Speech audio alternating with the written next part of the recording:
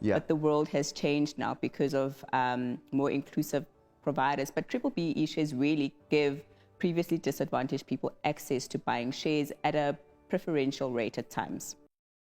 Good morning, Lungile. Good morning, William. I think let's start the conversation right there at the beginning. I mean, when we talk about shares, exactly how do they work?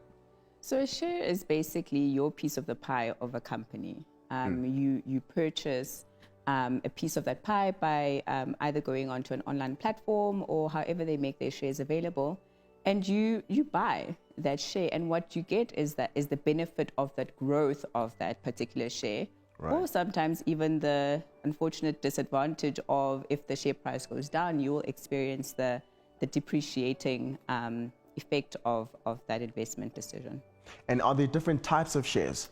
There are multiple different types of shares, but I think the most relevant one to our audience today is ordinary shares. Okay. And that's exactly what I've just explained. It's literally buying a piece of a pie of an organization, and you experience the highs and the lows of purchasing that particular share. You also get voting rights to make some key decisions in the annual AGMs, for example, for listed companies. Okay. And does it matter how much of this piece of a pie of a company that I put down?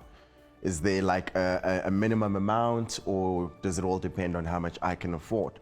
I think it all depends on which provider you choose to go to. There's providers that only allow you to buy one share per product, which then can be determined by the share price of that particular share. Okay. An alternative is there are other providers that can provide you with access to a particular share at a fraction of the price. Right. Which means that you can buy 5 rands of your favorite takeaway shop because you are using that particular platform. And are there different platforms where people can share, can buy shares directly? Yes, so there are multiple platforms.